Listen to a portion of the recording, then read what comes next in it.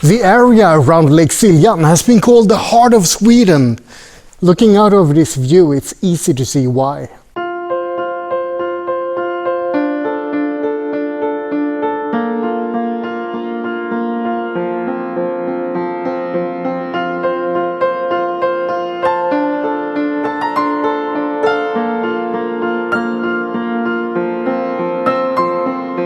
Siljan is Sweden's 7th biggest lake and is located in the province of Dalarna.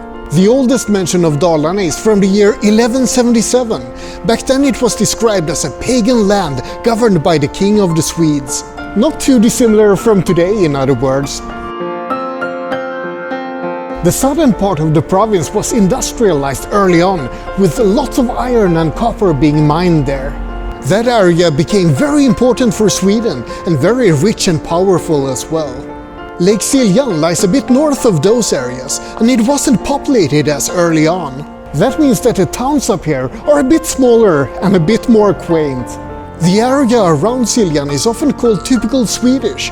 There's gorgeous nature and lots of different biomes, and it's full of happy people with a friendly and very typical dialect. You could almost view this area as a Sweden in miniature, or maybe even the best of Sweden, according to some.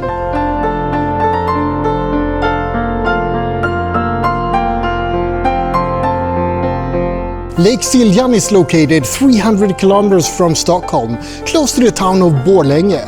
And Borlänge is Sweden's ugliest town, at least according to a list published by the Architect Uprising. That's quite a contrast to what you can see here. Many people claim that this is the most beautiful area of Sweden. All of Dalarna is roughly the size of Belgium, but is populated by just 300,000 people, as opposed to Belgium's 10.5 million. Sweden is pretty sparsely populated in general. The country stretches up far north, but aside from the bigger cities, the towns are few and far between. The major towns around Siljan are Leksand, Mora, Orsa and Rättvik. But there are other towns and villages as well, and some quite unique sites along the way.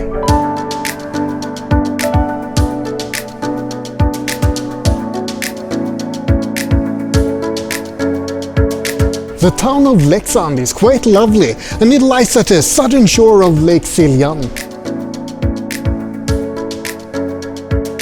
I think we may have found the main shopping street in Leksand.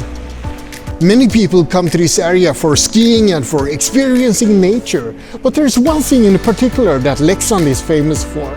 I'm not talking about the hockey team, that's just sports, no one cares about that. I'm talking about the crispbread factory, where they make authentic Swedish knäckebröd.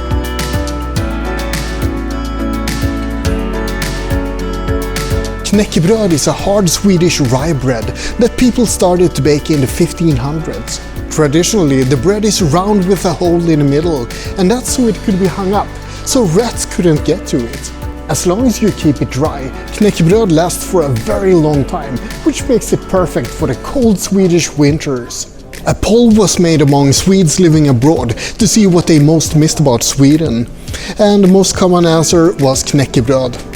I'm not sure if that says more about the bread or about us weird Swedes. Oh my god, they're selling frozen crisp bread pizza. I'm slightly intrigued, but mostly terrified. There's so much knäckebröd here. If you ever feel like getting some traditional Swedish bread, you know where to go.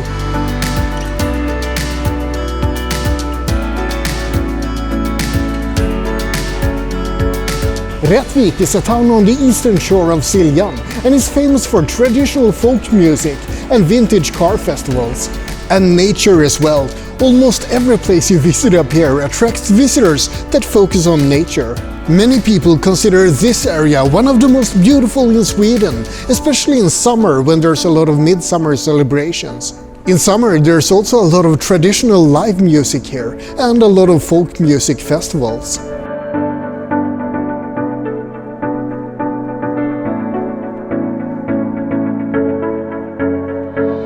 If you don't know what this is, it's a spark, and that literally means a kick. And it's awesome. I really hope the ice is thick enough.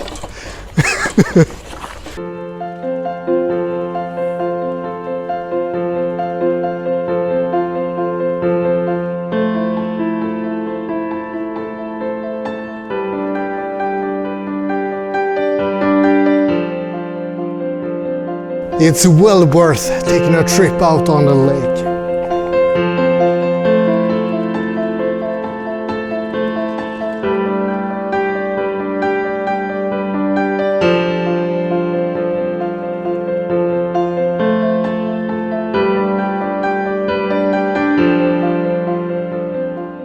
Six kilometers north of Rättvik, you can find a curious thing. When prospectors did test drillings in this area, they found small quantities of oil, but not enough to warrant further extraction. They plugged the drill hole, but a small crack remains, and it provides a never-ending water spring called Springkällan right here. If they were drilling for oil, why is there water coming out? I think it's even cooler in winter than in summer, because now you get all of these ice sculptures and icicles around it.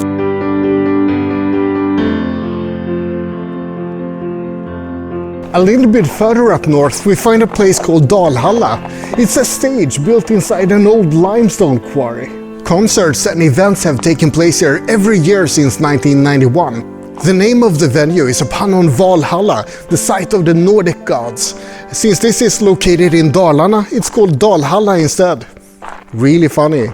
Oh, and if you want to come here to look at Dalhalla when there's not a concert playing, don't bother unless you want to do some friendly breaking and entering.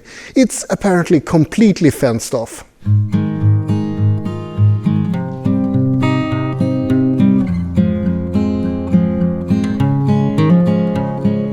Welcome to Nusnäs. This is a small village on the northern side of Siljan, and I'm only stopping here for one reason: to show you how they make Swedish Dala horses.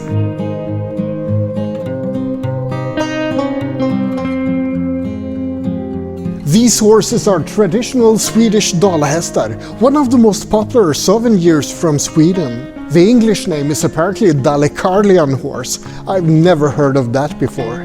These horses have been made since the 1700s, and although you can see them in most colors these days, the traditional color is red.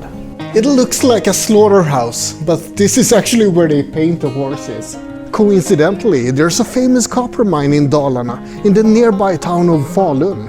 So maybe, just maybe, dalahästar is a 1700s ad for red paint, coming from the copper mine of Falun.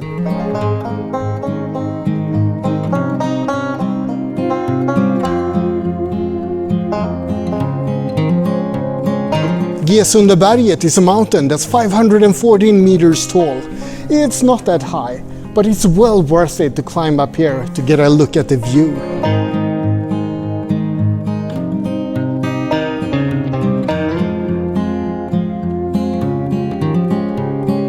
Lake Siljan was formed roughly 365 million years ago by a huge meteor that crashed down right here. The crater left after the impact is roughly 52 kilometers in diameter and 160 meters deep.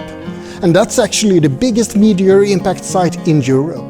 The impact area is called the Siljan Ring, and they believe that the meteor that landed here was 5 kilometers in diameter. Prospectors have investigated the area, and they believe that there are deposits of oil and natural gas to be found here. So far, there's been very limited actual oil or gas extraction though. Instead, they found microorganisms below ground. In 2019, they found evidence of organisms that have consumed natural gas for 80 million years around the crater. And in 2021, they found evidence of an anaerobic fungus that's been living around the crater for 39 million years. It seems like there's a lot hidden in the depths of Siljan, but I'm happy to just enjoy these spectacular views.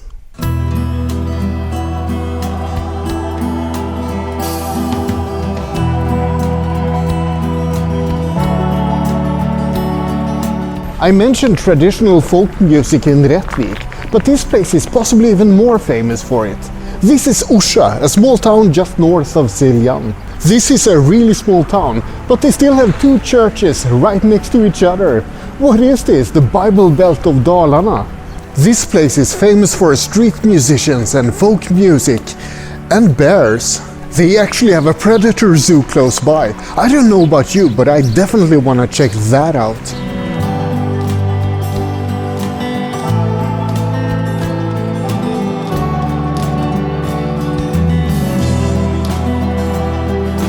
This place used to be called Orsa Bear Park, but they rebranded it as Orsa Predator Park and added quite a few animals.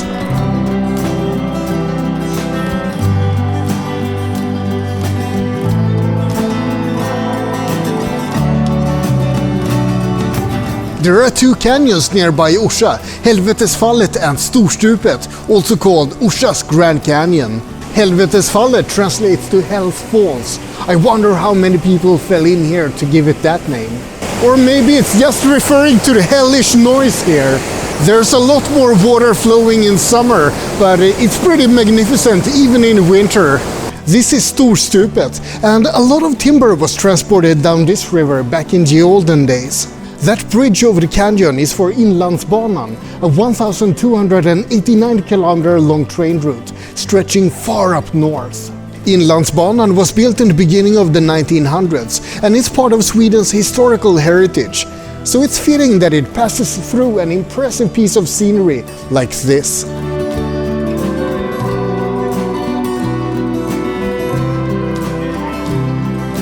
Mora is a town most known for Vasaloppet, one of the world's biggest cross-country ski races. I'm gonna talk more about that one in a separate video, so make sure you check it out.